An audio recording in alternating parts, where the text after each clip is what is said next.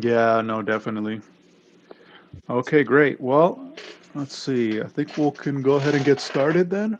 Yeah, I got you. Um, So, welcome in, everybody. I'm appreciative of those of you who can come today. This is our fast workshop, September 16th, traditional stuff. If you've never been here before, welcome in to Cal Poly Fast. We're the cybersecurity club here on this campus, and we're really, really happy to have students coming in and just interested in our content. So let's just get in with a couple of announcements before we start the presentation, just to make sure that everyone is aware. So we do have our NCL financial sponsorships that are still available. So please, please, please, if you think that you cannot pay for the $35 for the financial sponsorships, we are still able to assist you.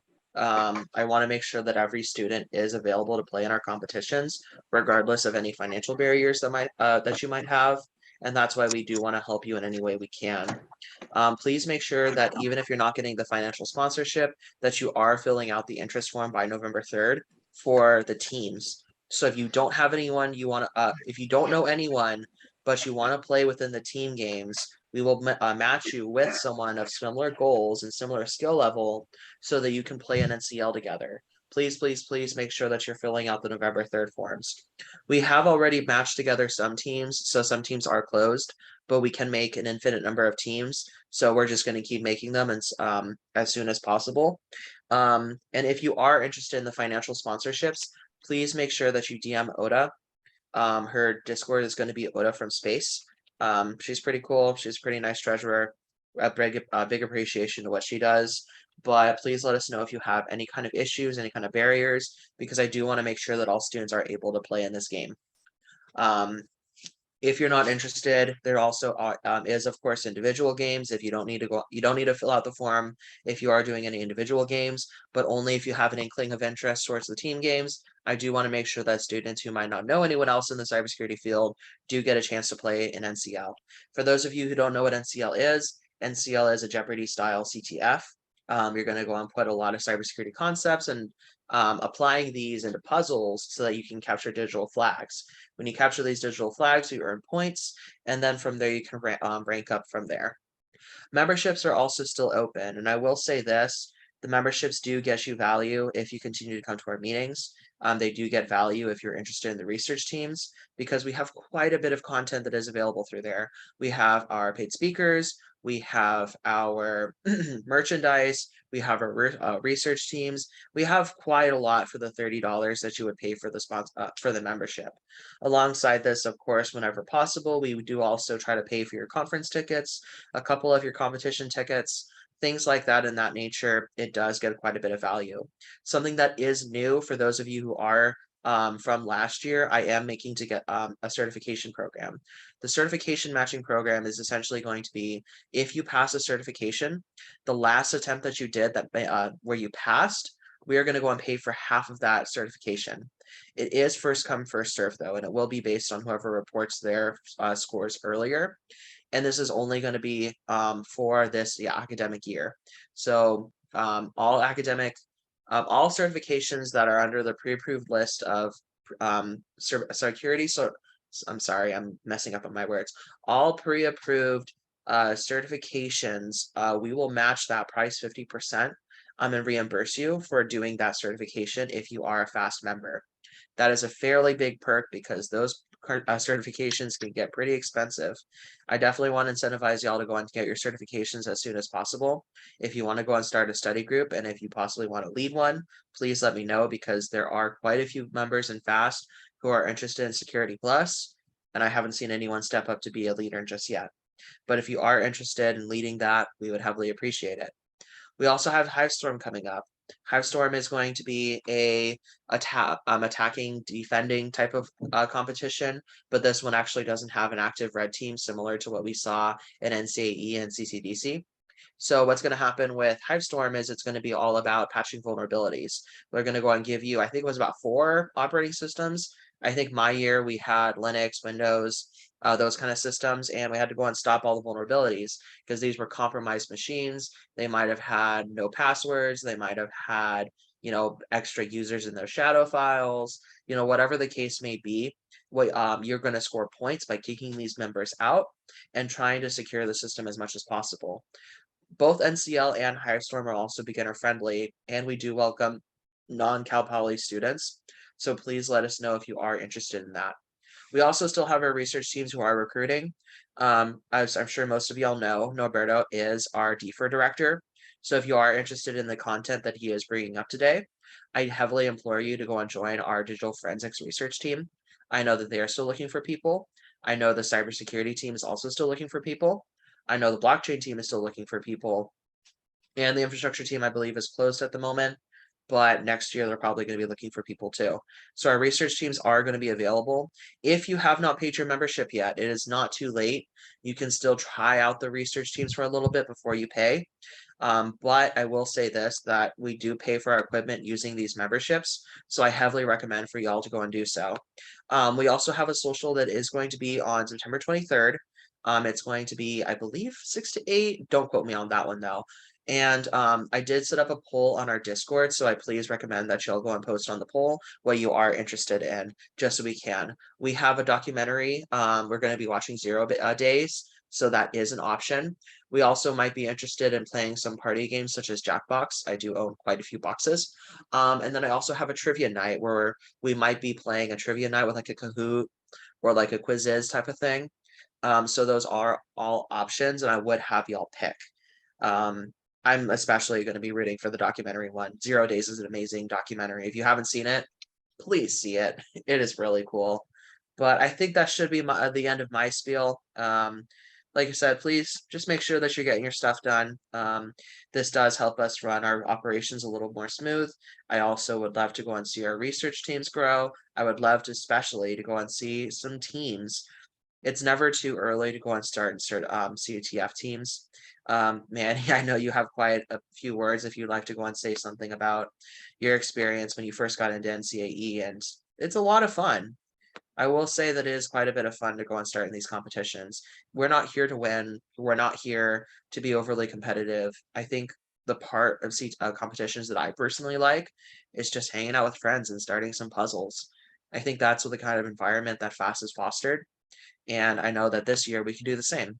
If you do think that you're not technical enough for a competition, I don't believe you. I'm sorry. I think that anyone can.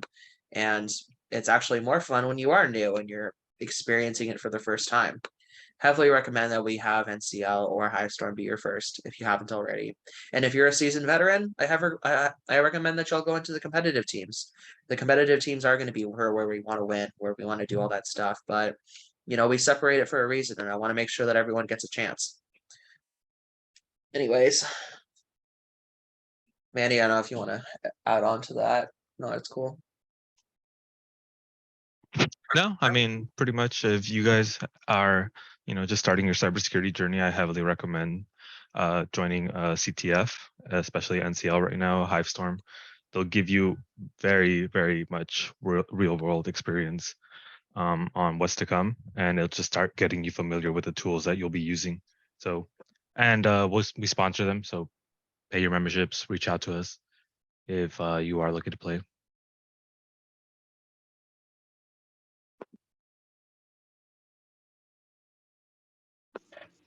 All right, I think with that, we can pass it on to Norberto. Yes. All right. Okay, guys. First of all, well, thank you everyone for showing up.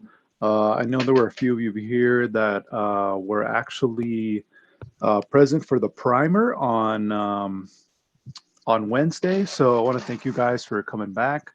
Unfortunately, we're having a few issues with some of the technicals on Wednesday. So I'm going to be, like, you could say, kind of skimming over some of the content there that we covered on Wednesday. And then we'll just go ahead and dive into getting your guys' lab set up and trying to do some exercises with volatility and Ghidra. So really quick, let me just go ahead and share my screen.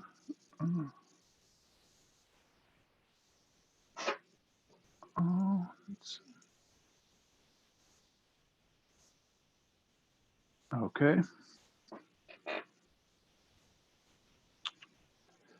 All right. Is everyone able to see my screen? Yes. All right, great. Okay. Okay, so let me see. This is actually the PowerPoint from Wednesday, but again, I'm just gonna briefly go over some of this stuff. So later on, I'm gonna try to re-record this one. So if you guys want to like want an opportunity to go into a little bit more depth into what I'm going to be talking about today, you can check out the recording, which I'll be publishing over the weekend. So without further ado, this is going to be malware analysis. The workshop being today, 1 to 3. And it's going to be with myself and my research assistant, Anushka Garg. I'm sorry. And yeah, she's been very helpful thus far. So she's actually going to be going over some of the volatility and memory stuff with you guys. So really quick, yeah, I'm not going to spend too much time here, but just be aware that malware analysis, although people usually kind of associate that with reverse engineering, it actually involves a lot of different sectors, you could say, aspects of security, including things like log analysis and network forensics with Wireshark. All of these, you can kind of think of them like the mice in that story that we might have heard growing up about the blind mice. There's a group of blind mice. They approach this elephant. They don't know what it is. Everyone touches a different part of the elephant. One of them thinks it's a fan. One of them thinks it's a rope. And it turns out that they're grabbing like the ear and the tail, and but they're all pieces of the greater puzzle, which is malware analysis. So the two big pieces that we're going to be dealing with today, the ones that are more widely implemented, you could say, and often kind of take priority and over in the discourse, are going to be reverse engineering with Ghidra, which I'll be talking about later, and memory forensics with volatility. So here we go. So really quick, just to maybe if I can get like a show of hands here in the of how many of you already have VirtualBox installed. Does anybody, or I guess better yet, do you want to just maybe drop in the chat if you do not have it installed, and then we can kind of help you with that and get you. Okay, Joshua, he's working on VMware. Yeah, well, VMware is totally fine. Okay. All right, good. Yeah, they're basically just two, like the Pepsi and Coke of cola. But okay, so to begin, I had mentioned here in Wednesday's lecture that it'd be ideal to get a Kali VM and a separate reverse engineering VM. But for the purposes of what we're going to be doing today, you can actually have both of them done on the same virtual machine. So we're going to simplify things a little bit. But just so you're aware, we're going to be dealing with, like you can say, like pre-packaged memory samples, but using VirtualBox, and I believe this should be also possible with VMware. It's also possible, if you want to experiment later on, to take a memory sample of your VM and then feed that into volatility, whether on your host or on another VM. Maybe you save it to a cloud, download it onto your forensics VM, and then you can kind of make like custom memory samples with that. So if you want to try something, analyze a specific type of attack or exploit or something, you can do that on one machine, save it as a memory image, analyze it on your other machine. So that was the original thought process behind that. But today we're going to be dealing with this very specific sample, and we can get it on GitHub actually. So we're not going to be creating a memory image sample from scratch. Just want to let you guys know that it is possible, in case you want to explore that later, you can go ahead and send me a DM, and will be glad to go into that, get you the resources you need, and touch on that in a little more detail. Okay, so this is the part that I wanted to kind of just brush over quickly. RAM, I believe most of you are already familiar, at least to some degree, with RAM. They're memory sticks that you basically slot into your motherboard. You kind of think of them as your computer's short-term memory. So what it's thinking about, what it's dealing with in the moment, all the windows you have, those are all active and stored in little electrons that are in your RAM module. So the important thing to know about RAM when it comes to forensics is, we don't really, well, I'll get to that in a sec, is really the order of volatility. So we'll go into that in a little bit of detail in a sec, but what you really need to know is that when you shut off your computer, all of the data, anything that you had saved on your RAM gets wiped. So I believe in some instances it might be still possible to recover it, but for the most part, if you shut off the computer without having taken an image, anything that was active in the last on state for that computer, that's pretty much gone. So there's the times when that would really matter is if you're trying to analyze a victim machine that is infected, or if you're trying to maybe analyze like an attacker machine, like a specific computer that your investigators have suspected of being part of an incident, and managed to obtain a warrant and get to the location and actually get there with the machine on, then that's also, a really important time where you can gather a lot of pertinent information as to maybe, some of the processes that they have running, context switching between different windows, and it kind of helps in your forensics report to document that and show, attribution whenever that's appropriate. So just really briefly in terms of like the structure, I know this seems kind of like a lot. It's going to be a painful like 2 or 3 slides, but then we'll get to the fun stuff. But when I mentioned earlier about RAM and electrons, what I was really, I was trying to kind of simplify the idea of a register.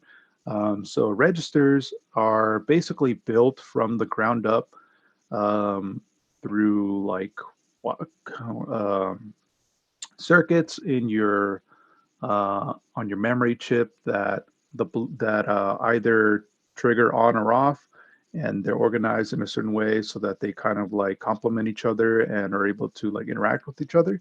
But you only have one state, and it really depends on whether both of these are active, if it's like an AND gate or one of the other, if it's an OR gate. What that means is not super important for what we're going to be doing, but just know that this is like the tiniest like atom of our RAM environment. So RAM and CPU actually. So the RAM, the memory, like I said, it's kind of like the goldfish. The short-term memory, what's going on right now. Got to think of Dory. She easily forgets things. If she's overwhelmed with too many things, she'll like forget old things to make room for what's happening now in the moment, new experiences and whatnot. But there's not really a whole lot there that's stored permanently. So when it comes to that type of memory, that's when you would do like a disk image of a hard drive, and that involves a whole similar and slightly related, but that'll be, that's a topic for another time. That's when you would use tools like DD, Scalpel, maybe the Sleuth Kit, Autopsy, and other tools. to analyze a hard drive. So that's the memory on the right side, the RAM at its core. It's a grid of a bunch of these. And the location on that grid is what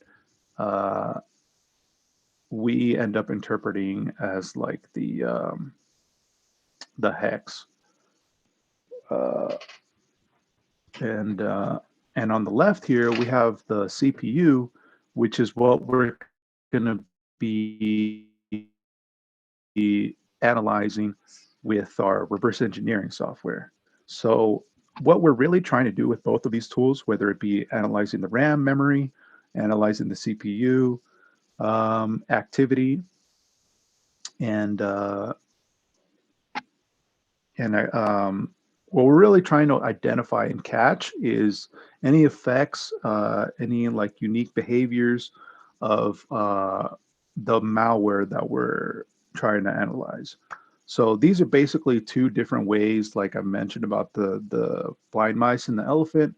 There are two ways to look at the effects of malware running on an infected machine, and that's supposed to be using those two approaches. And you could supplement it with networking, like I mentioned before, but they give you different pieces of information that you're able to put together and come to conclusions as to who might be behind this, if this belongs to a particular malware family, if it's like a new custom type of software or a variation of an existing one. And by understanding what it is, how it works, and what the motives are between the attackers, then you're able to better deal with what's going on. So you're able to better mitigate some of the more harmful effects that they're trying to impose on your organization or company or whatnot, or home computer. But yeah. So moving on to maybe just mention a couple other things about the CPU registers. The CPU registers are, again, like it's basically a set of bytes which are made up of individual bits, which at the end of the day are logic gate outputs. There is a particular type of register that where did I save that? I'm sorry, I'm getting a little hard on myself. Okay, yeah, it's over here. I should have kept that earlier, but called the flags register. So this register here is one special register that is not like an all-purpose register that can store information anywhere, and depending on what you're doing. This flags register is kind of like a unique separate register that basically stores values either on or off, active or not active, for that represent the state of your overall computer system. So yeah, so when in like more intermediate and advanced stages, this flag register becomes an important thing that you're going to want to like assess and look at to determine effects, functionality, like what they're after and what they're trying to accomplish with their malware. So let me just rewind for a sec. Okay, yeah, this last kind of boring one that you will need to know is about data structures in memory, namely these two, the stack and the heap. This is the stack in particular is very kind of representative of memory in general. So your stack basically stores and then retrieves data from their based on like a sequence of events. First, people use acronyms, sometimes LIFO or FIFO, last in, first out, or FIFO would be first in, first out.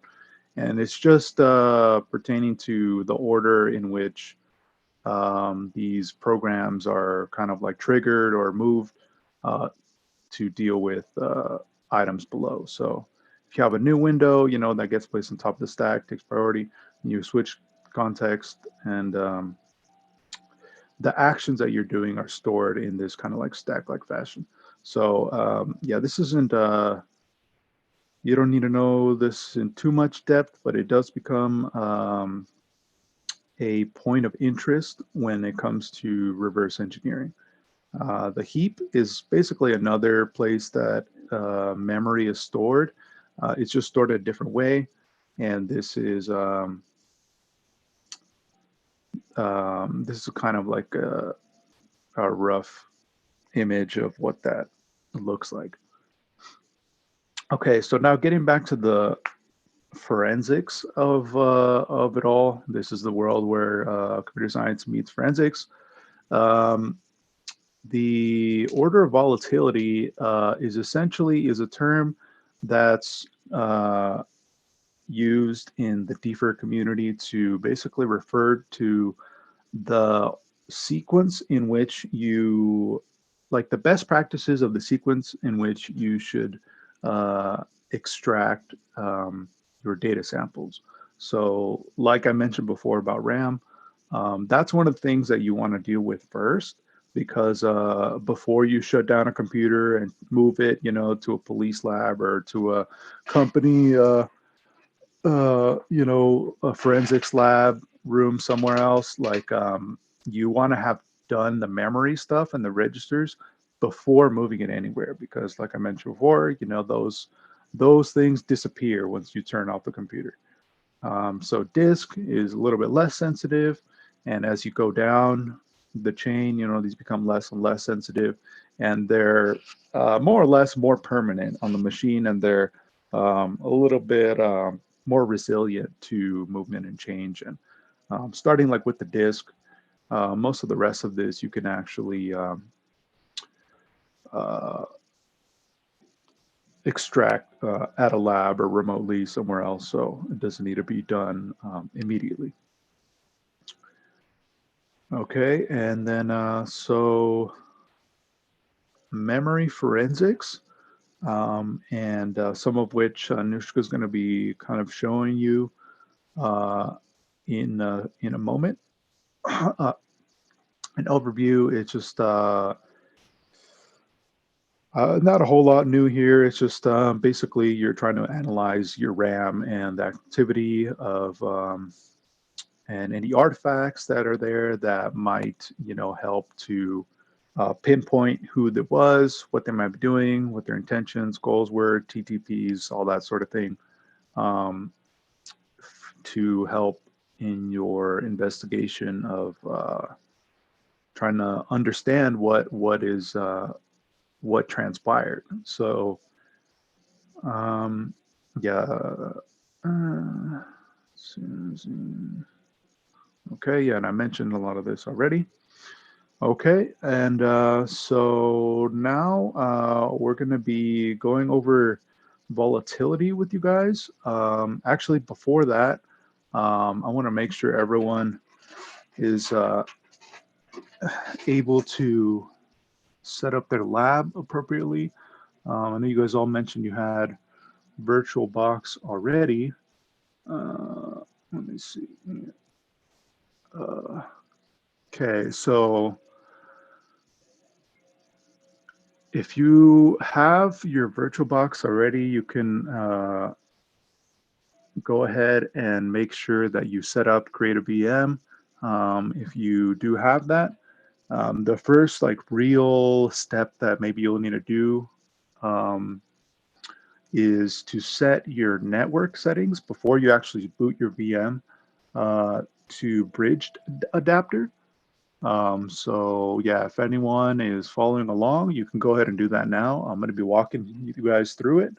But yeah, feel free to follow along and stop me if you have any questions or any concerns or run into any issues. So I have these already kind of built, but just to kind of give you an idea of what I mean by the bridge adapter, you'll want to go to your settings first. You can click on any of these and then it'll give you the settings for that particular VM. These VMs, you can kind of think of them as like windows that will host your ISO file, which stores the operating system and basically is able to treat it like a little mini computer in a walled off section of your hard drive. So Kali Live, if you're using Kali or if you're using Windows, this step is going to be the same regardless. But you want to go to networking and you want to make sure to change this adapter here to bridged adapter. So that just happens to be the name of my adapter because I had to get a separate one. But once that's changed, I mean, the only other thing you need to be sure you have working is under storage, have your ISO connected. I'm assuming everyone's already familiar with this part, but if not, feel free to let me know and I'll touch on that aspect as well. Otherwise, you want to make sure your optical drive takes priority because it's going to be a live one. And then once it's installed, if you want to install it permanently, then it'll boot from the hard drive and you can uncheck this box and it'll just boot from the hard drive. So yeah, we'll go ahead and get that started.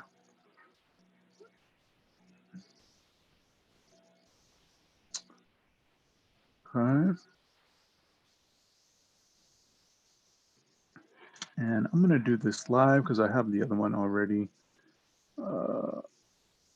installed, but just to show you what you're going to need to download, all that, what sites to go to.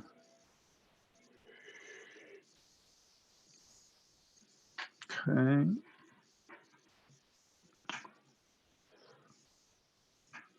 So again, Volatility and Ghidra, I know they both work on Windows and Kali. Mac, I believe Ghidra is compatible with Mac. Volatility, though, I'm not too sure. It looks like there's actually a couple of issues in the chat. Okay. Oh, yeah. Let me take a look at that. Sorry about that. I was looking at the other screen. At worst, Okay. what we can do is I can show you how to remote into other people's computers when they screen share, just so we can help troubleshoot too. Okay. Using VMware. Oh, okay. Should I click replicate physical network connection state? It's an option under bridged. Oh, okay. You know what? That's actually an extra feature, Andrew. That is going to actually emulate a step that we're going to be taking later with this fake net, because VirtualBox, I don't think, offers that option to replicate physical network state. Because what that does is it basically kind of creates a snapshot of your network so that if you want to, well, actually, don't quote me on this with VMware. I would uncheck that for now, just so that we can maybe all do the same, take the same steps. But I believe that from the sound of it, it's going to be very much the same same result as what we're going to be doing with this fake net file. Yeah, but that's basically, at least with fake net, what it does is it kind of generates fake network traffic, or like it emulates a connection to the internet so that the malware that we're analyzing interprets that as I have an open connection, and then it goes ahead and tries to make calls to whatever servers it's connected to, C2 servers or maybe it's exfiltrating data or whatnot. But it won't do that if it doesn't detect a network adapter. So that's why we're doing we're going to be kind of like simulating that. It may be able to be done through that feature, through that option that you are alluding to, but it can also be done through FakeNet, which is a separate file, and we will basically put that to use later down the road. Okay, so I don't know what's going on with my live installation. I think I'll just go ahead and boot my pre-installed one. Let's see, anything else? Java JDK 18 refuses to install because x32 package is not installed. Okay, Java 18, I believe for Ghidra, you're going to want to install the Java 11 JDK. So yeah, why don't you go ahead and try that and let me know if you have any problems.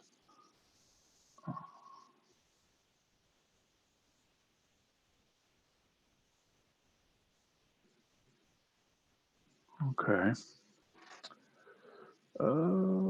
Where did my VM go? There we go.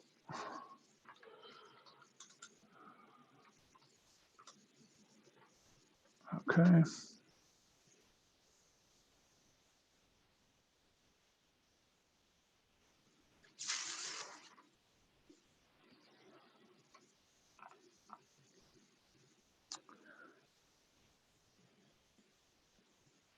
All right, so in the meantime, for any of you that might already have it running, it's taking a minute to boot.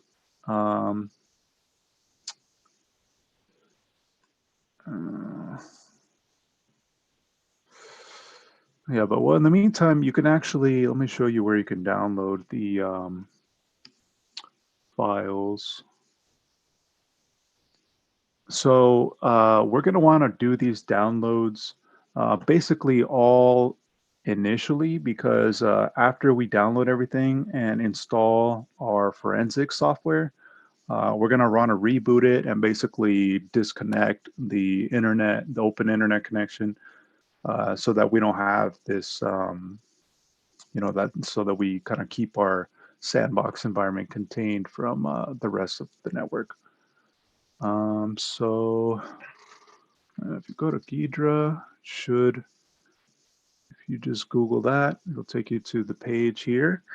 And for those of you that might not be familiar with this already, it's a open source research tool that was developed by the NSA a couple years ago, and basically released out to the public to kind of help people with learning to do malware analysis and whatnot. So all you really want to do is download this zip folder here. And, I have it downloaded already, but let's see. So mine's downloaded here, still have the zip file, but essentially you're going to want to download it and then extract your folder. And then that'll give you this folder. And once you're in here, you go all the way down here. And if you're using Windows, then you just click on the one that says Windows batch file down here. And if you do that, it should pull up. Should pull up a window like this. Actually, let me just go ahead and do it from scratch. So it's pretty straightforward with Windows. You just click the Windows Run Batch file, and that gets you Ghidra. We'll go into volatility in a second. But the only difference really with Linux, from what I recall, is you basically need to make sure that you download Java 11. I think that actually applies to both, but maybe this is already done automatically in Windows. But let me see if the commands are here. I don't have the commands. Oh, here we go.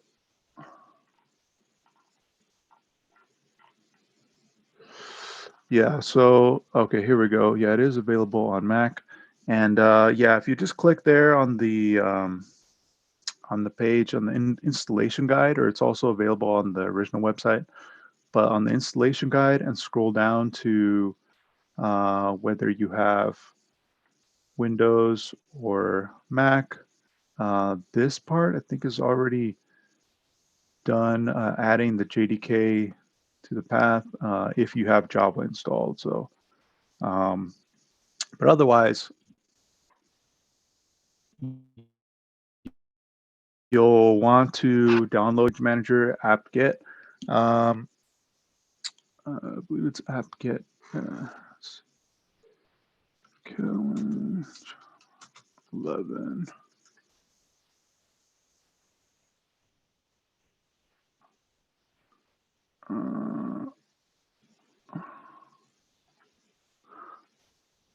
Yeah, so I believe it's OpenJDK and then -11. It should be.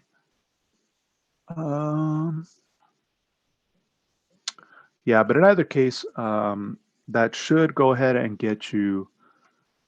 That's what I got, and I got it working. Okay, great, perfect. Sudo apt install drove to. Oh, sweet. Okay, they added it to the package manager. That's good. Yes, Java development kit. Okay, sorry. I'll try to pay a little more attention to the comments. But yeah, so once you do that, then you would need to export your path of where you have your JDK into your bash RC file.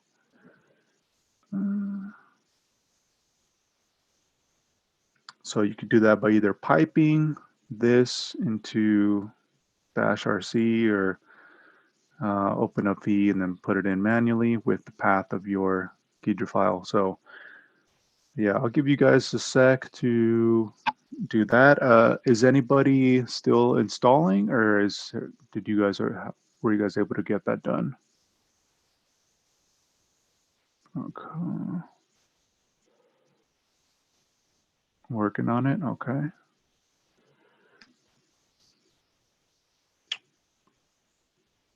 Okay. And in the meantime,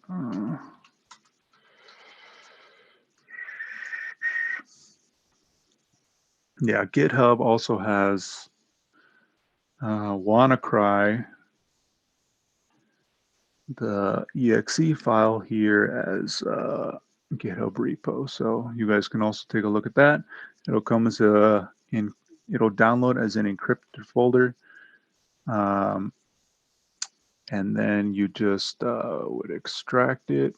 This here gives you a zip. You extract that as well in a separate folder. And then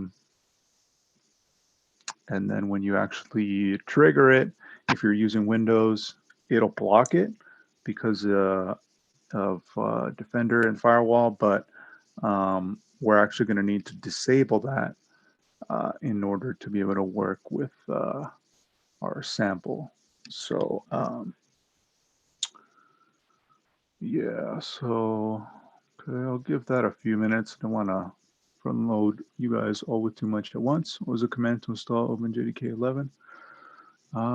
That's a good question. I don't know. It should be maybe here. Oh, okay. Yeah, just it should be sudo apt install or apt-get install, and then you want to get OpenJDK 11 -JDK and OpenJDK 11 -JRE, and then that should take care of it.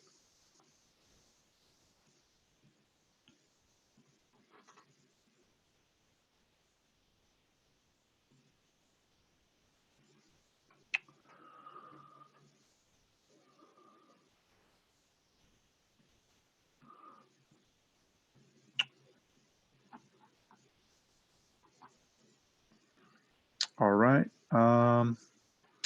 Well, in the meantime, maybe Anushka, Do you want to go ahead and go over the installation for volatility? Let's see, she's still here.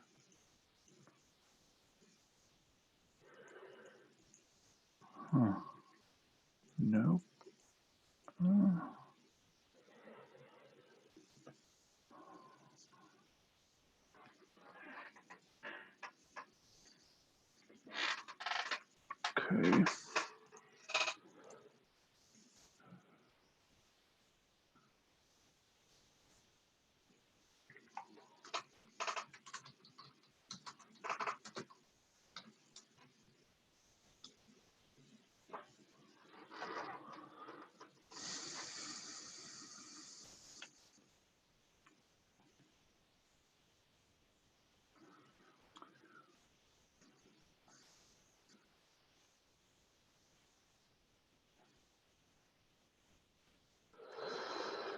Okay.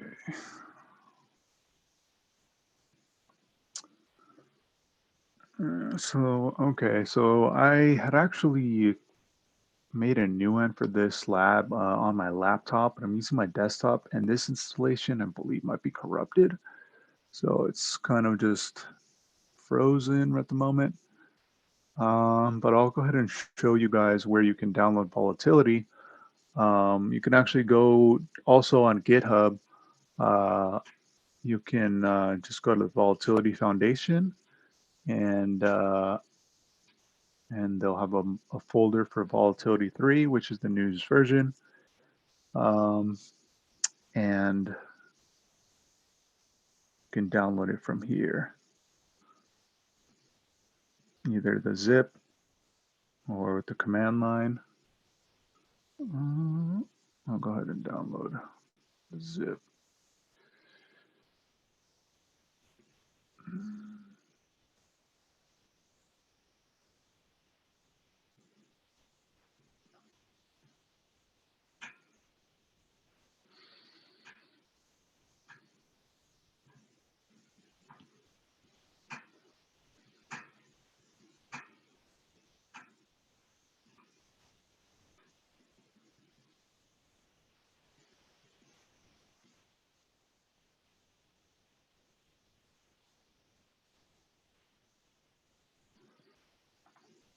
Okay, just open that up. Okay, and so this is the setup, but this here is going to be our actual tool. It's literally, it's just a Python file. But with that Python file, you know, it can do a bunch of different things. It has a bunch of modules also that kind of give you additional functionality. But well, actually, let's just go ahead and get that set up first.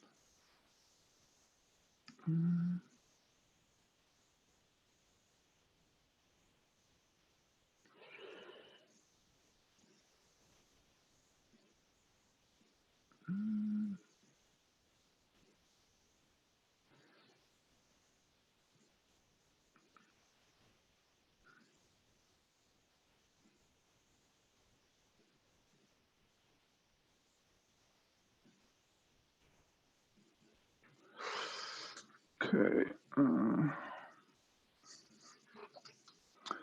All right. So most people have Python already installed on their systems by default. Hold on, give me a second. Pull up the chat again. Okay. All right, everything looks good. Okay, so yeah, if you just actually run this with Python 3, depending on what your version is, but just Python, and then you can, we'll start with the setup.py.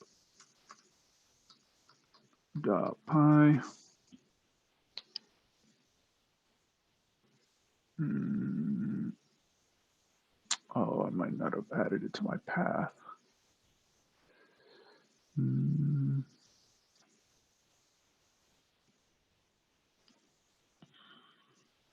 Shoot. right, let me just do that really quick.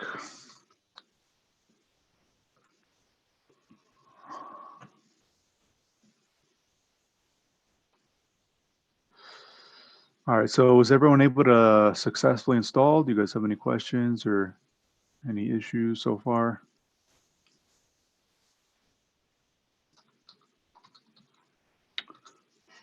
Oops.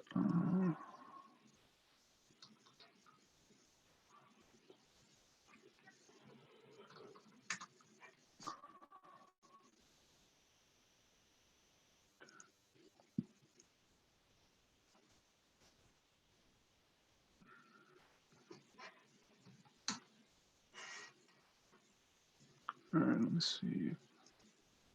Someone responded. Currently doing backshore do something to add path JDK. Okay, great.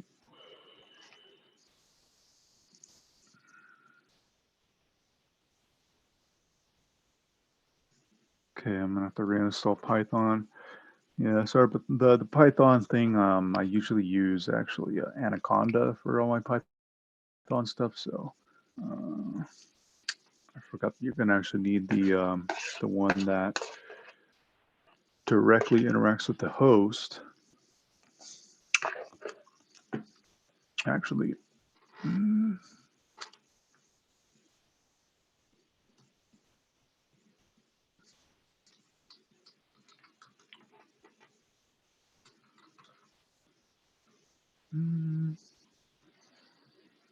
that's all right. It's downloaded in the background anyway. So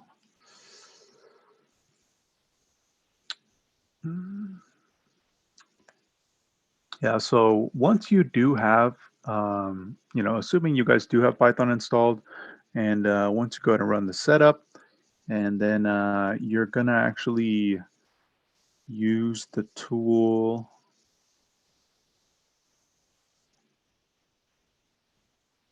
like this. So down here, in this example, this guy's using Python. I'm sorry, Kali. But let me see, the same approach would actually work with pretty much any other virtual machine as well. A Linux variation of any other Linux virtual machine. Oh, here's a quick video installing if you're stuck. Okay. The directory does sudo apt install get your put the JDK into. I think that's in. It's a good question. It might be in your bin folder.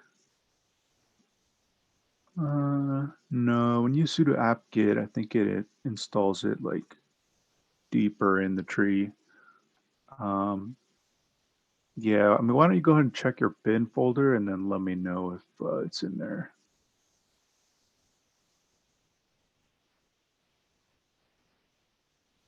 What directory just in? Right. Oh, I see. Okay. No worries. All right. Well, actually, do you want to maybe go ahead and share your screen, Josh, if you have Linux? I kind of walk you through it if I kind of get a visual of where you are.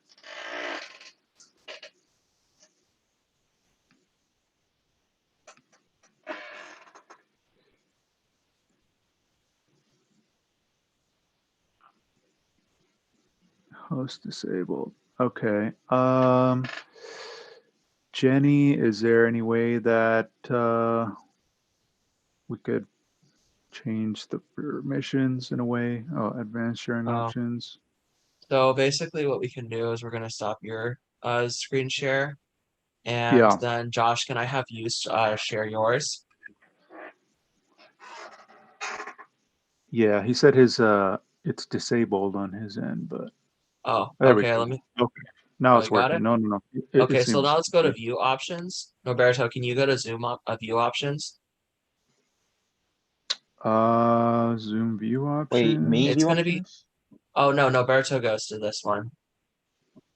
Okay, so you Okay. see how it says you are viewing Joshua Borcher's screen. You Uh-huh. go to view options, and if you Okay. request remote control, you can actually control Josh's screen.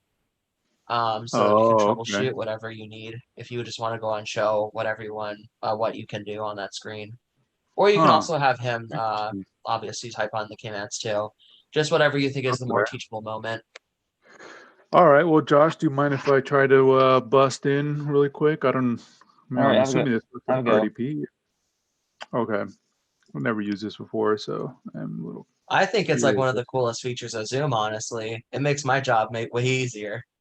Yeah, yeah. It sounds kind of cool. What I have open is on the right is I opened vi squiggly / bash rc. That's what that is on the right. So I was typing at the bottom like it told me to export path equals less than, and then the directory, but I'm not sure what directory is for the JDK. Right. Okay. Well, let me see. It says I'm controlling your screen, but I'm not sure if I'm able to type or do anything. I don't know. Why don't you go ahead in your terminal window? All right. Okay. I'll bring it back. Go back to your terminal. Okay, and then just go ahead and type in there ls or pwd on the left. Yeah. Okay, desktop. Okay, great. So that's basically your present working directory. What you're going to want to do is like basically take 2 steps back into your root directory, which is that first slash. So yeah, there you go. Okay, you already know how to do that. Good. Now just go ahead and do ls again, and then should be able to see your bin folder now. Yeah, check that out, and then ls again. Let's see, is it in here? Java, JDK. Oh, there you go. I'm having Java C here. Yeah, why don't you go ahead and try doing a CD Java. And Not then a directory. ls. Java is not a directory. Okay. Is there a JDK? So I'm looking for JDK. Yeah. Well, because JDK basically stands for Java Development Kit, so it should be a part of that. Well, I mean, I know it's installed yeah. because Java C is there. That's what Java C is. That's JDK. Right. Okay. Well, why don't you try to maybe do a quick PWD and then copy that over. Yeah, basically just copy that, or you can write it on the other one /bin and then /Java.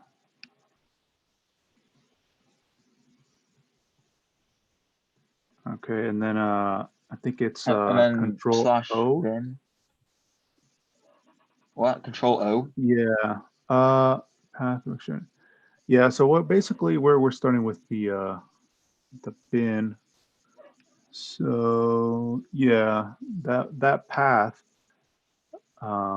environment is basically this whole thing. So let's do /bin then like this. no, just actually go ahead and just try /bin Java. Let me see how that works first. And then go ahead and save it with Control O. That just makes an insert. Okay. It's been a while since Maybe I've used file. No. No, it's Control S. Let me see. What was it for Vim? It's been a while. Vim would have been maybe Control X. Yeah, try that. That's doing something I want to do. No, it's escape, then colon WQ. Escape and what? Oh, there you go. Yeah. Thanks, Matt. Escape and what? Colon and then lowercase w, lowercase q. And that'll basically write quit. So that's like saving. Oh, you have to push escape first. And that'll get you out of insert mode. Yeah, and then escape again. So I hit escape, I'm holding it down. Okay. No, then after that you type colon WQ.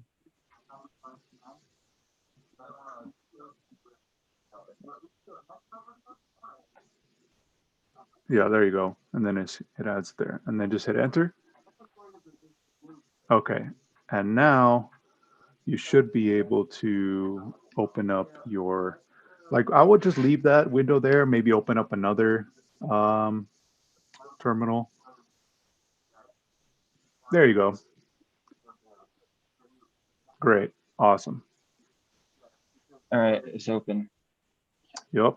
All right. So now you have that on there. Your mic just died really quickly. And if this is then, oh, sorry. Can you hear me still?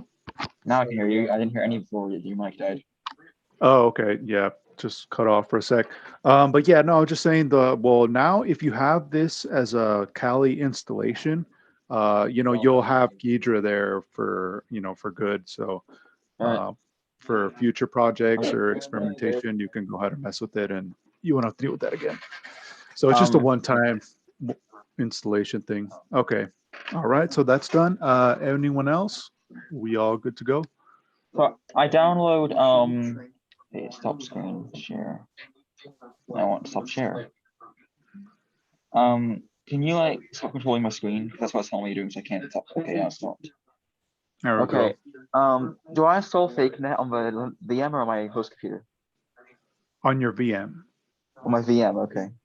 Yep.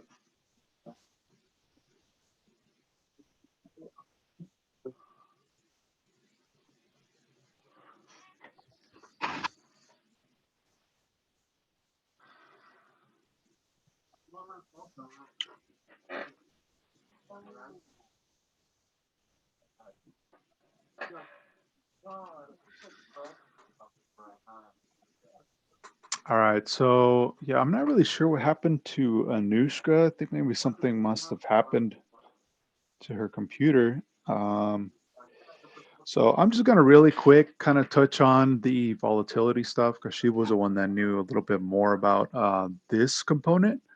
I will, but I know enough, at least the basics, kind of give you the sense of like what it does and how it operates and basically how you can use the framework in different ways that that you can explore in your own time later on. But yeah, so again, you can actually just go ahead and get volatility from this website once you go through the installation steps. Then what I wanted to show you guys, this. Yeah, the command structure is pretty much universal in a way. So Python is what you're going to use to basically kick off your volatility file, to activate it and get it to do stuff. And then on the right, these are some of the flag options. So Python sets off your volatility, which is the memory forensics framework that we're going to be using. And then the -F flag is for your file.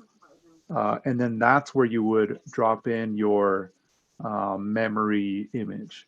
So when I had mentioned earlier about using VBox manage and how that could be used to basically take an image of a running VM you have. So like in theory, you can use that actually to kind of do custom image files, raw files that you can analyze with volatility. So this guy has his, this is the image file that he's dealing with. It's exercise.raw. And raw is pretty common format, but you will also sometimes see .vmem or .mem, which I think is virtual memory and then memory.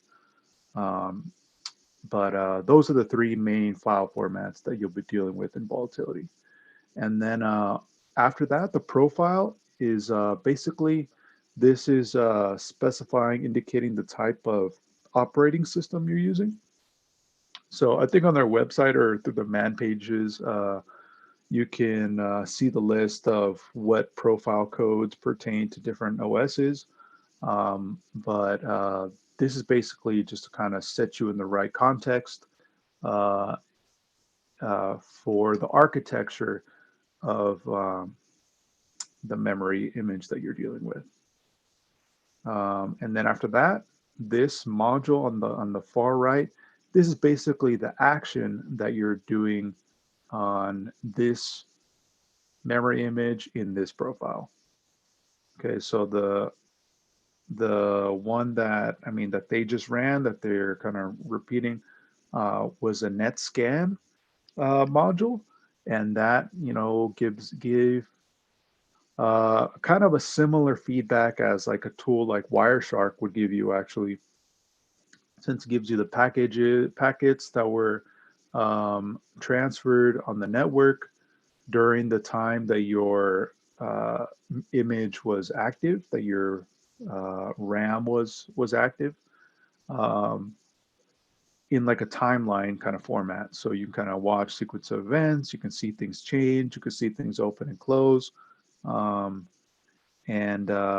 it gives you kind of a bigger, broad picture of the networking component of your memory. So I want to show you guys this also, because this kind of took a screenshot of this, because it's basically all of the other, well, not all of, because it was cut off at the beginning. So there's some more up on top. You can check out the list on your own time. But just to give you a sense of like the different capabilities that you have with volatility. And there's a bunch of different things you can do. This last one was a net scan, PS scan, I believe, or net scan. So that's just one of the things that you can do with this. But there's, this PS list, for example, gives you, or proc dump, they will give you information as to like the processes that are running on your computer. So like processes are also known as like daemons or services. These are like when you open up Task Manager, and you see like all this stuff here, like these are all different processes that are supporting the files and software that you're running. So right now I have OpenJDK open because I have Ghidra open. Discord, they have all their subsequent services and daemons, and you can analyze those and like basically the changes there. And some of them might be like unique or might stand out, or might not be normal for the context that you're dealing with.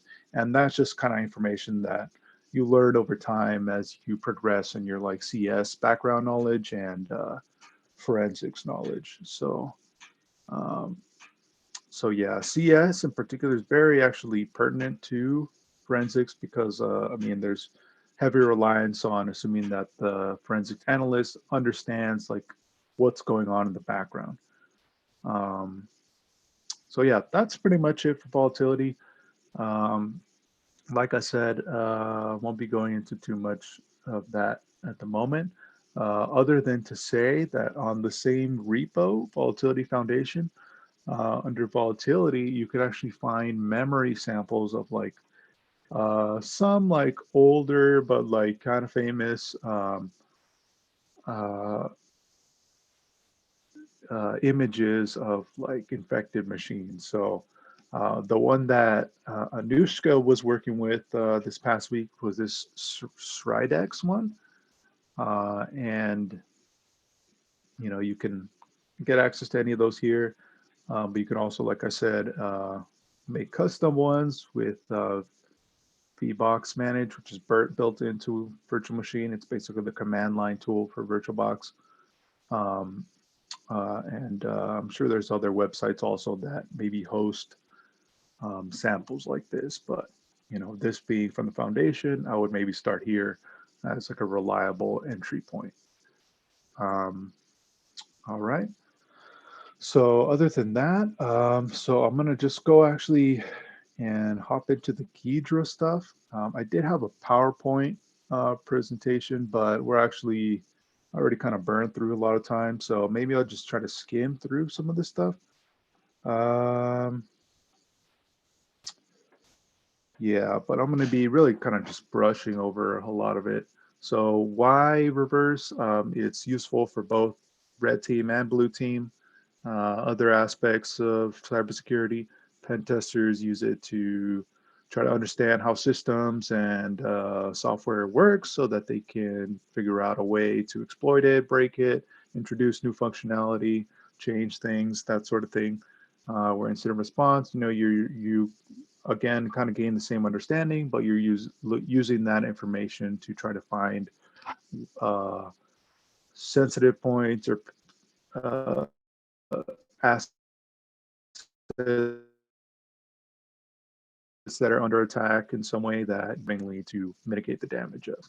And so, yeah, I mean, for what we're going to be doing for reverse engineering, there's generally two types of reverse engineering, commonly known as static or dynamic analysis.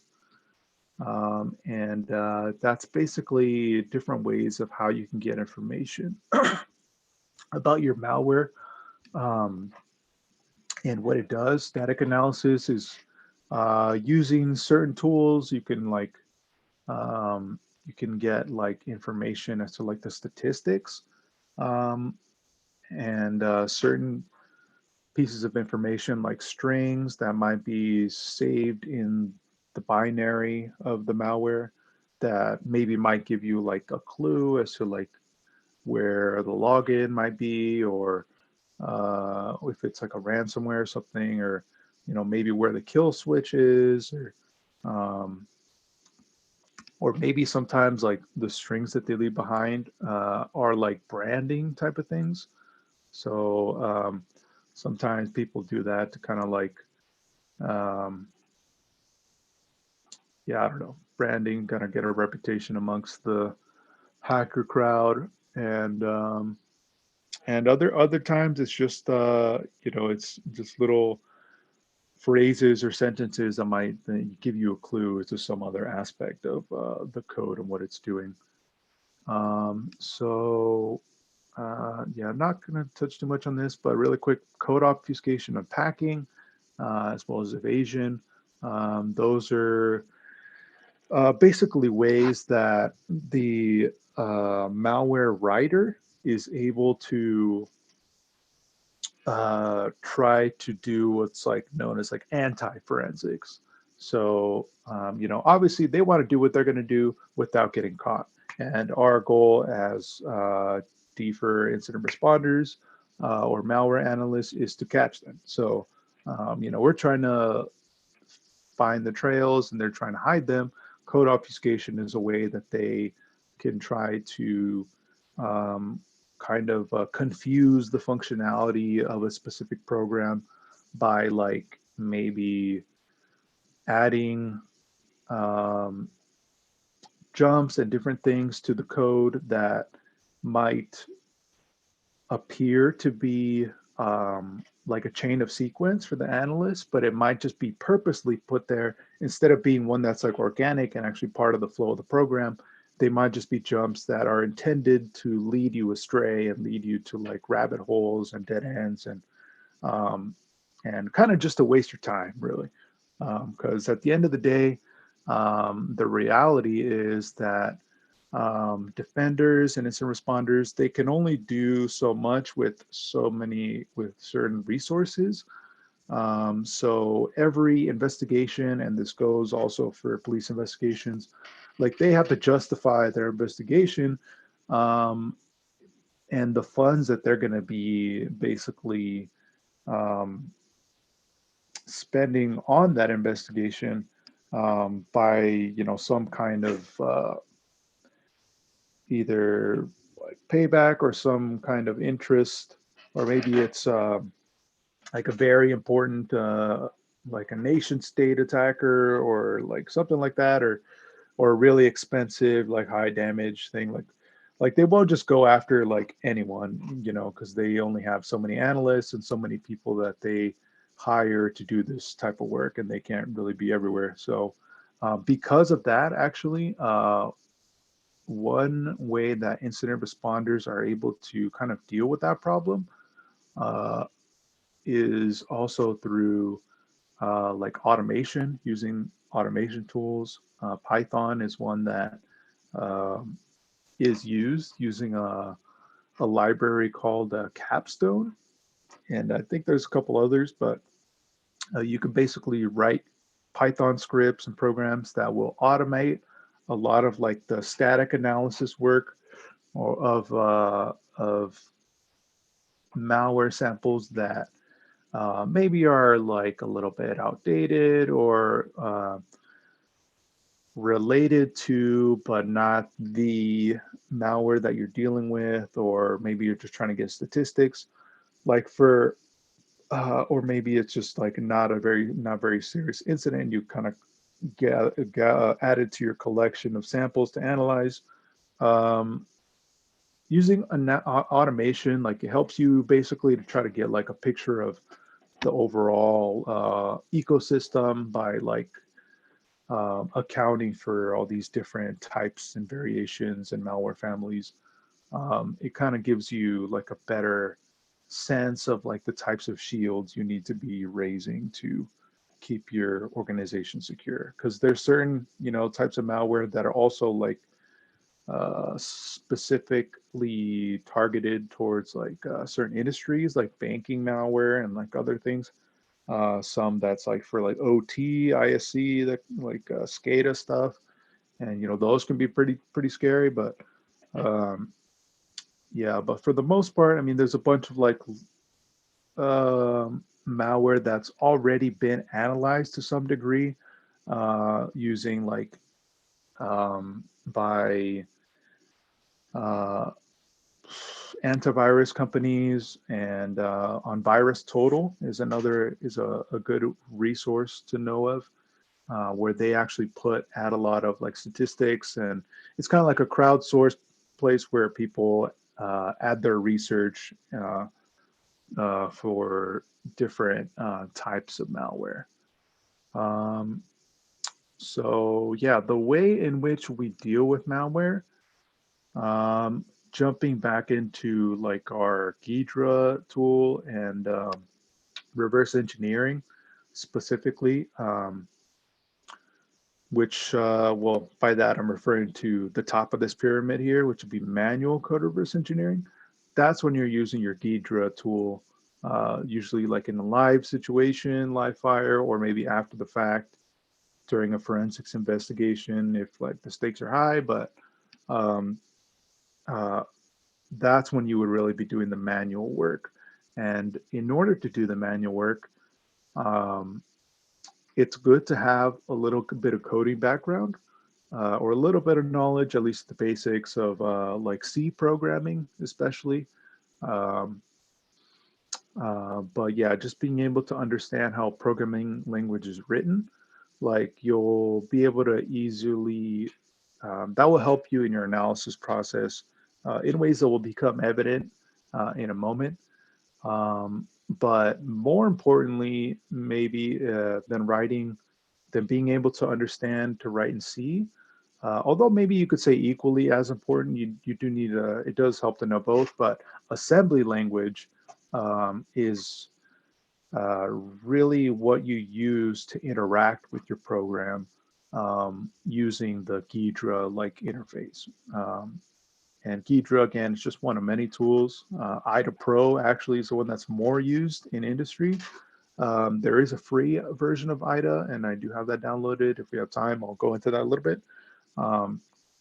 But it's, obviously it's got like limited reduced features from the Pro version, which is supposed to be like the gold standard. But the reason I like Ghidra is because it's basically comes in a close second to IDA Pro. It's better than using the IDA free ware version.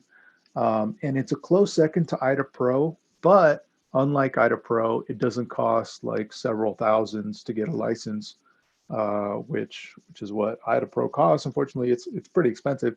But with Ghidra, you can do almost most of that type of work with no cost. Just because it's a free open source platform. It's basically open to anybody that takes the time to install it and learn it, and you can get pretty far with just Ghidra. And not only that, there's actually a very unique feature to Ghidra, which I'll show you guys in a second. No, I'll just go do that now, actually.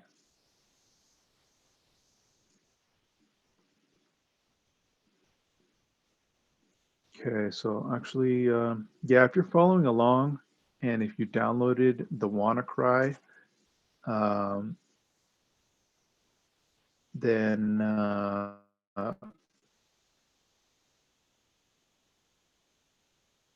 you can do this part, but actually touch up on the lab component because I know you guys were just setting up your labs, so I don't want to leave you guys all exposed. Although, to be honest, this one, as long as you don't run it and you just use it in here, like it's not going to do anything to your host. But you know, the sandbox environment is kind of just to be on the safe side in case you do it something accidentally.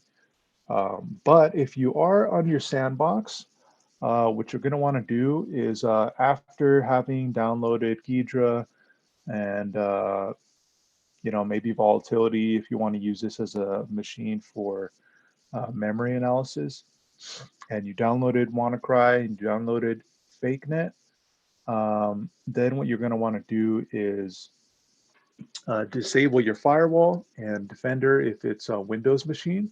Otherwise, you don't need to worry about that.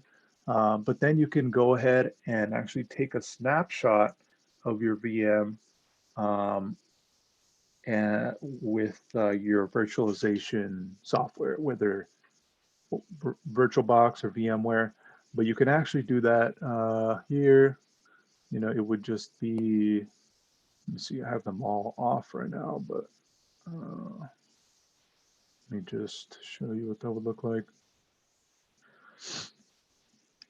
Yeah, but you can take snapshots and then you can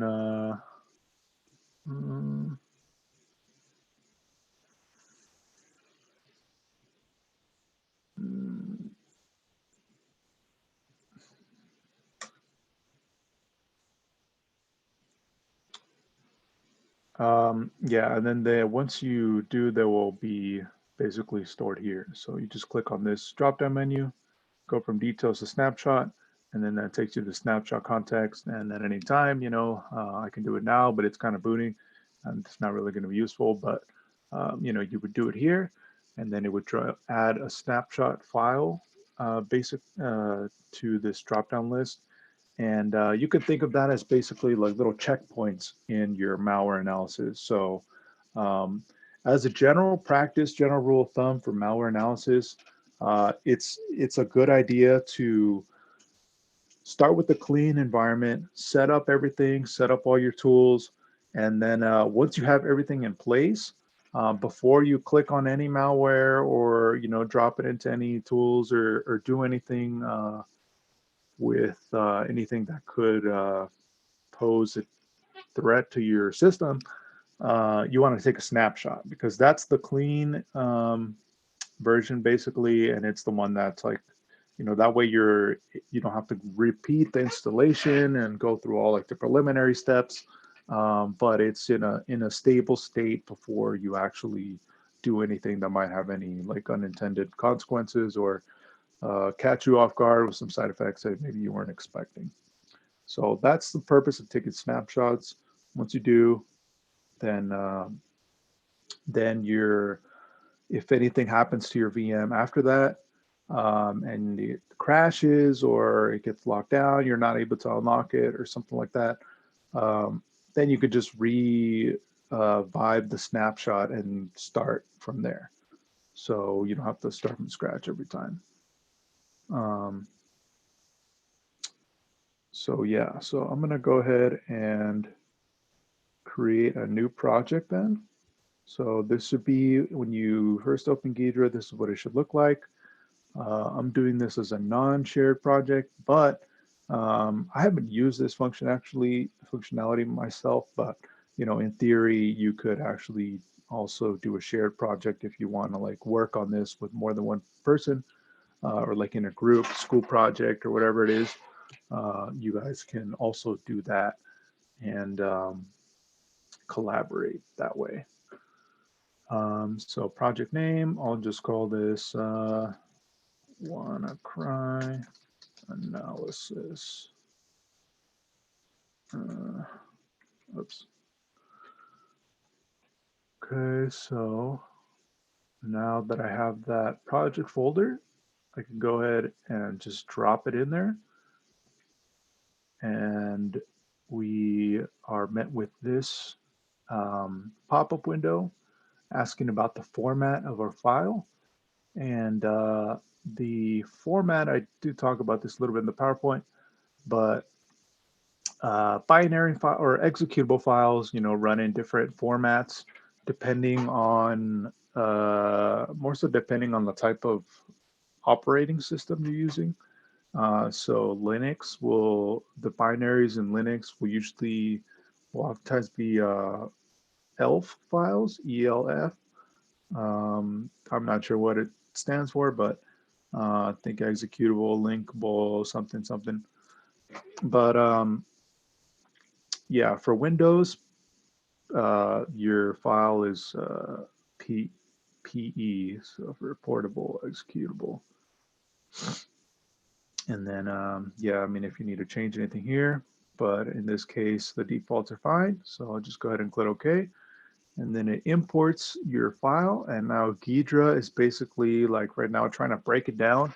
And I'll show you the results in a sec. But yeah, well, with just that initial import, like we're already able to get like some statistics, some of which might be useful, maybe like the minimum address or max address, that kind of like, yeah, once you get a little bit more familiar with memory addresses, it kind of gives you a context of where maybe to work on. And then, yeah, some of the other bits of information, like the hash. These are also actually very useful if you want to match that up with like some of your networking tools. For example, like I recently learned that IDS software can incorporate this thing's called Yara Rules. And Yara rules are basically like programmable instructions to the IDS, so like search for certain things.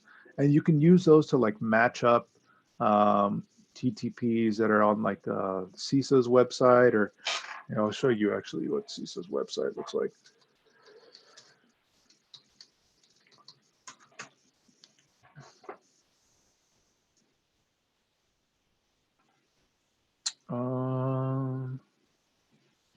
Yeah, and here you're able to see a lot of what are called Iocs, and they can basically be loaded with these Yara rules. So like these are kind of like little, like you could basically use Yara to like have it look for certain hashes, for example, like maybe like if this isn't your first rodeo and you've been attacked by this before, or you maybe were noticing a pattern, and like you store that into your Yara rules, like if they were, or maybe another group was like trying to use the same type of malware on you, like you'd be able to detect it automatically. So like the information we get here, we're able to kind of like feed that into like our automation tools, so that it kind of like minimizes what we have to deal with in the future, and we can just kind of focus on the new emerging threats and like making sure other things are dealt with appropriately. So yeah, that's pretty much it for the initial statistics. Yeah, I mean, there's more to this, but I'm kind of like learning this also, but this is just kind of like the basic initial stuff that I noticed that I think might be useful for you guys. So, yep. So now that it went ahead and digested, you could say, our malware, we just need in order to really get into it, we can kind of click on that little dragon code browser, and that gives us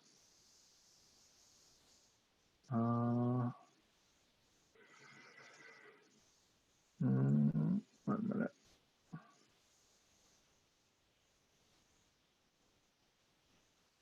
There we go. Okay. So this is basically going to give us the guts of the executable that we're looking at. So yeah, you could think of it as like a surgeon, which is cracked open our body specimen, and we're gonna take a look at its rib cage and all that stuff. So these here are different, like run with Ghidra, like most of the stuff is already set by default. Some of it's not really gonna be too, it's not really gonna mean a whole lot to us now, but like certain things like here at the beginning, Ascii strings, like I mentioned earlier, how sometimes strings will be found in like the hex that kind of maybe might lend some clues to the functionality of the malware, but also some of these other ones pertaining to functions are also useful in determining like how a malware operates, because the functions of a malware, I mean, if anybody, or for any of you, any of those of you that might be familiar already with programming to a degree, you know, your functions are like your methods, like they're your modules in your program that basically allow your program to perform some type of activity or some type of action. Like if you have like a program that's like a calculator, you know, a little mini command line calculator, you might have a function in there for addition or subtraction, and that, you know, by being able to reverse that software, since you're not looking at the original code, you're looking at basically the compiled version that your computer is able to read, not that the human's able to read. Like what we're trying to do is basically bridge the gap of understanding between what the computer is now able to understand, but now it gives us a bunch of like kind of like garbage, I guess, that we're able to reverse in a way to from the compiled program into assembly code, and then ultimately the feature that I said that was unique to Ghidra, you can actually take that one step further and reverse it from assembly back to its original code. So its original like C code language. And when you have the C code language, like that's when you can really like open it up and see like, you know, what it is doing and is intended for. And you get a lot more information that way. And that's one of a very, that's like kind of like makes Ghidra stand out compared to some of the other ones. Even though it's still considered like a little bit not quite as on the level of IDA, it's very close because it offers most of the same functionality, and it offers that unique feature that I don't think IDA Pro offers. So that's just something to keep in mind. The stack, you know, this just kind of shows you where in kind of the chain of events, different aspects of your program are, to kind of give you a little bit of traceability to the program. So I'm just going to go with the defaults. I'll let it do its analysis. And yeah, so that's what like basically gives you a bunch of windows here that you can take a look at. But like some of the comments here are added by Ghidra, just to kind of like label certain things, like your checksum, your initial IP value, file address. Like that's not written into the program, but it's something that Ghidra is able to, like by looking at it or breaking it down, it's able to distinguish certain things like this like automatically. So this tells us actually where they store some of their data files. So when you open up an L file, it's usually got like subfolders or a PE file in our case that store additional data that might, you know, give us some more insight into like the program that we're looking at.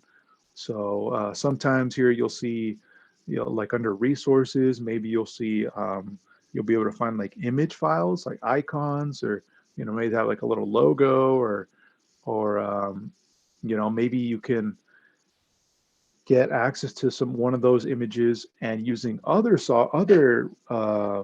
analysis tools, actually be able to like extract sometimes even like location information from images.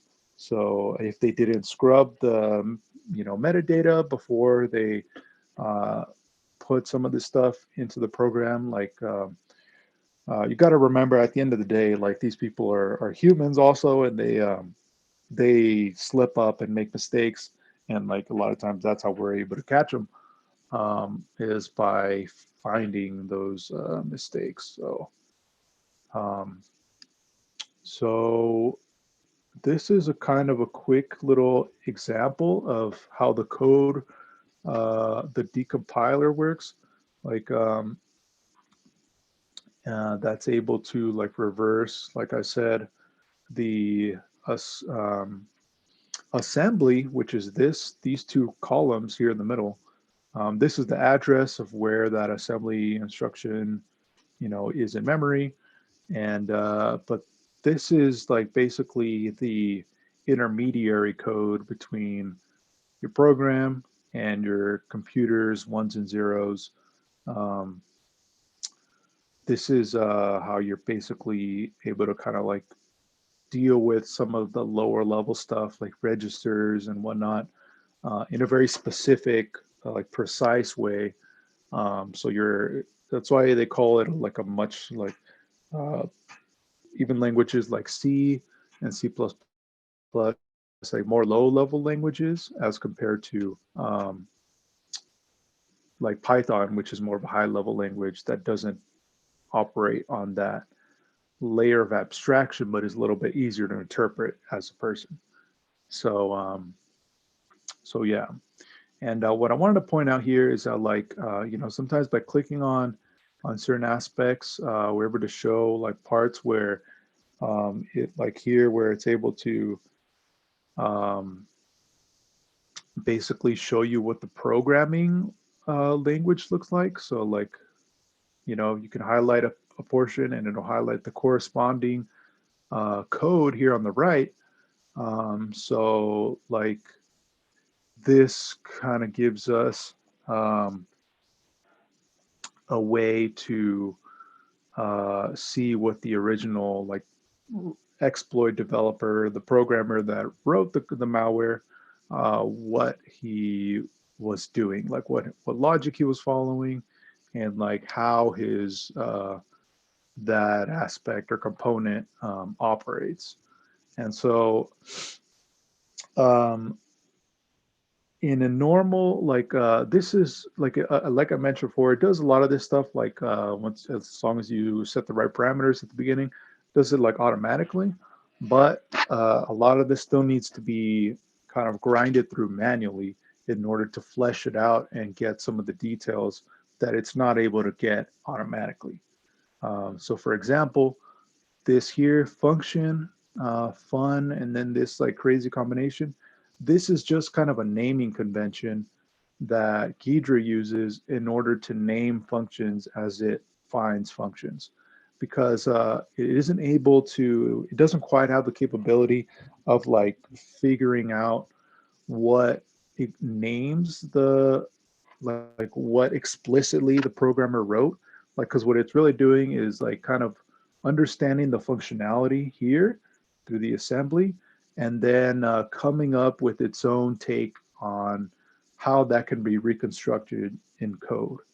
And so, so the way the programmer wrote it and the way that Ghidra decompiled it might not always be 100% identical, but in terms of functionality, it's like it's usually it's pretty close, and you're still able to get a lot of information from that.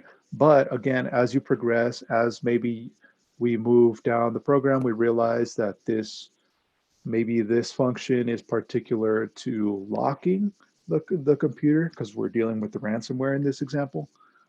So I don't know if that, I don't think that's the case in here, but just for sake of argument, like let's say this was the locking function, and it's like, you know, if and then searching your OS if this exists, if they didn't enter ransom or whatever, time expired, if those conditions are met, then go into locking state, encrypt drives or whatever, you know, and it does all that using what libraries that would correspond to the language it was written in, whether that be Python or C,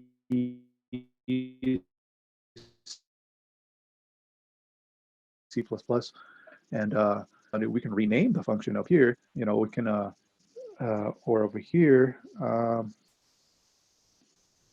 you can actually rename it, and it'll rename itself in the same look in wherever it appears. Let me see. Let's try like lock or something. Lockdown, for example. Boom. So I rename it as lockdown. So now whenever it comes up here, I know, okay, lockdown here.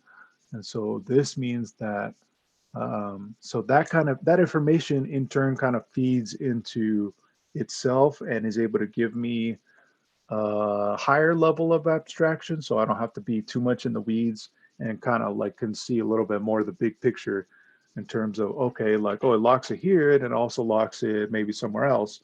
And like, okay, so then that can maybe lead us to inspect another part of the code that, you know, might shed some light on the triggers of locking, you know, like what is it that initiates a lock or something, and then we can go ahead and maybe go back to that function, maybe change some parameters, change certain things so that in those conditions, instead of locking, it doesn't lock, or it'll do something else. It'll just like skip or pass or something or go to sleep. And then, and that's how you can kind of like, that's, I guess, how you can kind of, what's the word I'm looking for? Like blunt the effects of your malware. If, which is important if you're dealing with like an incident response scenario in particular, because that's when you have like a live incident and your priority in that context would be, okay, I want to make sure that this is the damage it's doing is minimized and is reduced and eliminated as quickly as possible. And our assets are protected and maybe like quarantined, or things, you know, the steps are taken so that your the information you're protecting is safe from the malicious activity that's being done by your by this malware sample. So so yeah. So we don't really have a whole lot of time left. We're kind of running near the end, but really quick, one last thing I do want to mention before I go take any questions is these jump instructions. Jump instructions are very useful in in reverse engineering, because they can kind of give you the sequence of events in terms of how a program starts and what maybe might influence it to make certain decisions or take certain paths, and as opposed to others. So there's different variations of the jump instruction. What it really is like kind of like your return. If you guys, again, if any of you are familiar with programming, when you write a function, there's usually like a return statement at the end, like a return 0 or return some string. And what that does is it takes the value of that string or number, and it returns that value, takes it back to the memory address of where your function was initially called. So the function itself takes up a certain amount of memory. Okay, so the memory addresses might be like these 4 or 5, or it's going to be more than 4 or 5, but like, just to illustrate, you can say these here are one function, and the steps you can like kind of analyze here on the right. You can see like in detail what it's doing. But that gives you kind of like the memory space that's being used up by that function.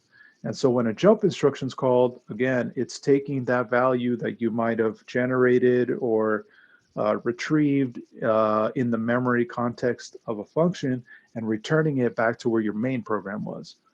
And so again, what that does is it gives you kind of like a chain of sequence of how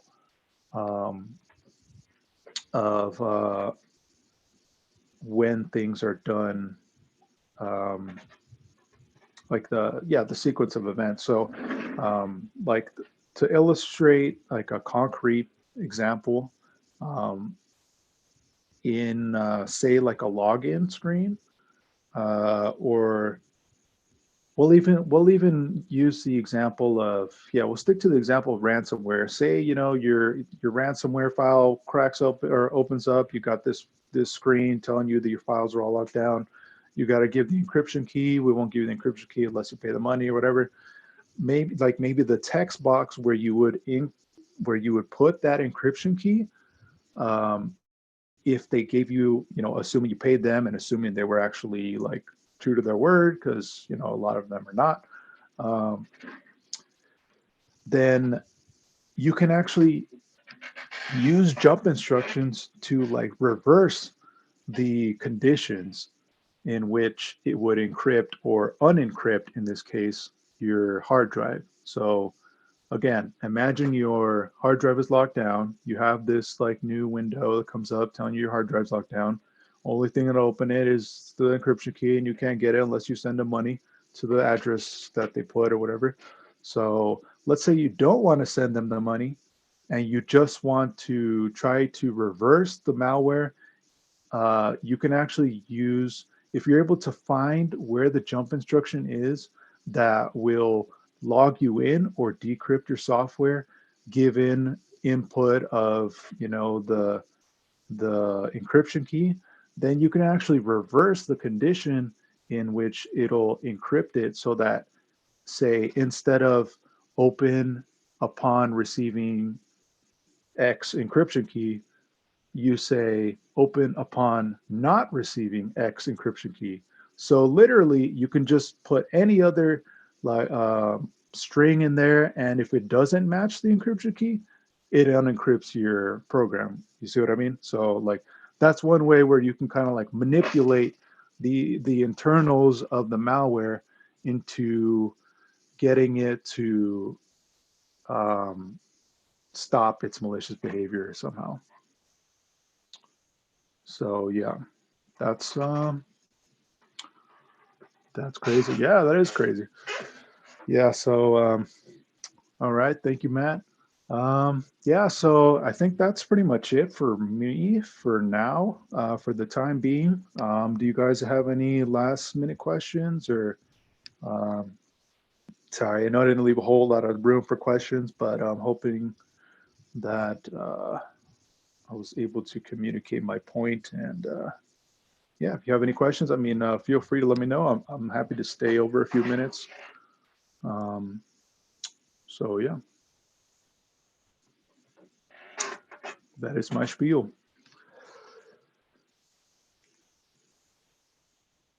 All right, have a good weekend. Sorry, I was just gonna say I don't have much question, but thank you for the speech. Okay.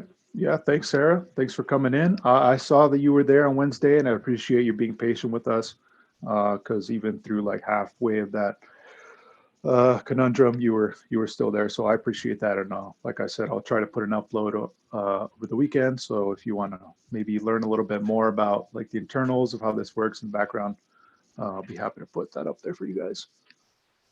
Yes. Okay, Josh was heading out. All right, no worries. All right, Josh, thanks for coming in. Have a good one. Okay. All right. Anybody else? Yeah. Hey, I have a question. Sure. So are you familiar with any tools that would maybe give a visual representation of all of this code analysis? So Oh, like yes. you're just scrolling down back and forth, and well, eventually that will get exhaustive. But I was just curious Right. if anything like that existed. Yeah, actually, I'm glad you brought that up. Shoot. Yeah, because actually that does, is it memory map? No.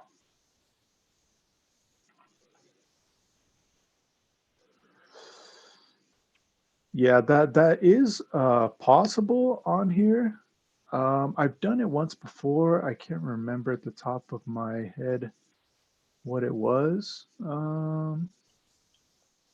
But actually, yeah, let me Oh, actually it, just I can show you an image of what that looks like. sure. It's a feature part of Ghidra. It's not like a plugin or anything, right? Yeah, yeah, no, it actually that is a feature that is included in Ghidra and IDA Pro.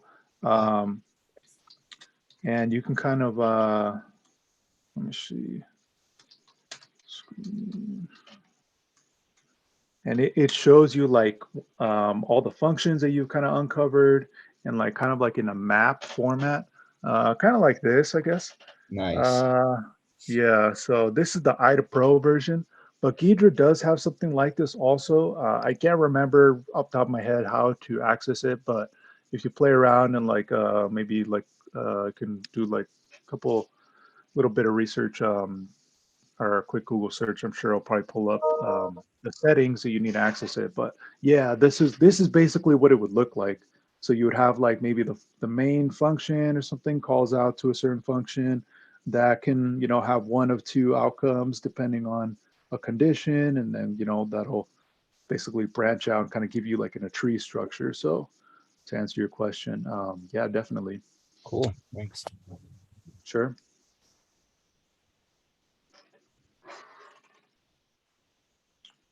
All right. Anybody else?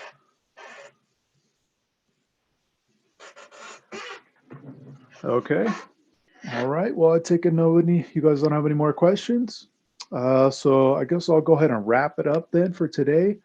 Thanks again, everyone, for coming in. Thanks for staying through the duration of, and I hope that this was able to give you something of value, and maybe pique your interest if you um, guys want to dive into this further.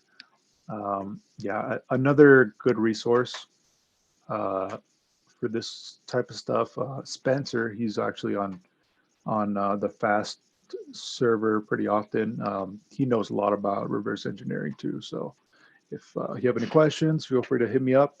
But if I'm not available for whatever reason, he's also really knowledgeable about this stuff. So yep. So yeah, and then just to answer your question, Manny, about the recordings. Oh wait, yeah, okay, he's answering the question. Yeah, I will be uploading the recording in this weekend for both this and maybe this one we'll have a little sooner, but for both this and I'll also do a re-recording of the primer that was supposed to be from Wednesday. Just going over what we talked about at the beginning half, like in a little bit more depth. So if you guys want like kind of the background context for that. Yeah. All right. Thank you, Andrew, for coming in. Thanks, everyone.